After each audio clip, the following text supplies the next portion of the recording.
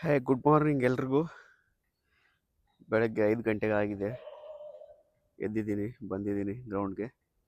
So ಇವತ್ತು 6 day challenge ಇದೆ. ಇವತ್ತು ಕಂಪ್ಲೀಟ್ ಮಾಡೋಣ. ಸೊ ಸ್ಟಾರ್ಟ್ ಮಾಡೋಣ. ಸುಮ್ಮನೆ ಮಾತಾಡೋದು ಬೇಡ. ನೋಡಿ, ಫ್ಲೈಟ್ ಹೋಗ್ತಾ ಇದ್ದಾರೆ ಮೇಲೆ. ಯಾರೂ ಇಲ್ಲ. ನೋಡಿ, ಶಾಂತವಾಗಿದೆ. ನಾವು ಮತ್ತು ನಮ್ಮ ಕನಸು ಥರ ಖಾಲಿ ಖಾಲಿ ಖಾಲಿ ಇದೆ ನೋಡಿ. ಸೊ ಸ್ಟಾರ್ಟ್ ಮಾಡೋಣ ನಮ್ಮ ವಾಕು. Let start.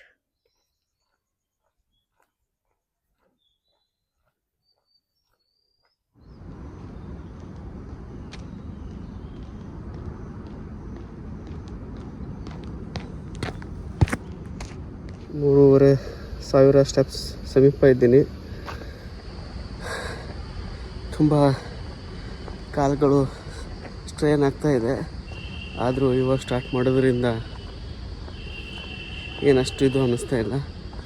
ಅಂದ್ಕೊಂಡಿದ್ದನ್ನ ಮಾಡಿ ಮುಗಿಸ್ಬೇಕು ಅಂತ ಅಂದ್ಕೊಂಡಿದ್ದೀನಿ.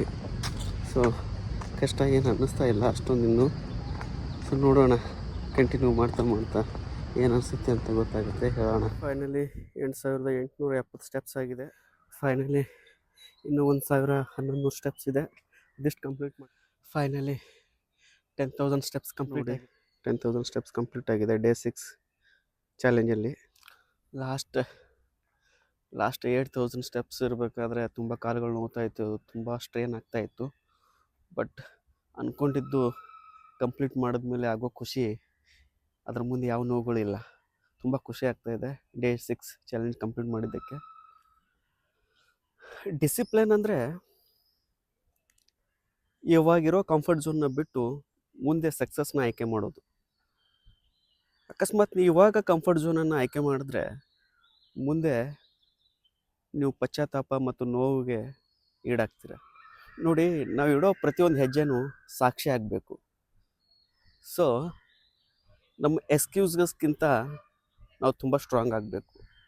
ನಾವು ಕಾರಣಗಳಿಗಿಂತನೂ ನೆಪಗಳಿಗಿಂತನೂ ತುಂಬ ಸ್ಟ್ರಾಂಗ್ ಆಗ್ತಾ ಹೋಗಬೇಕು.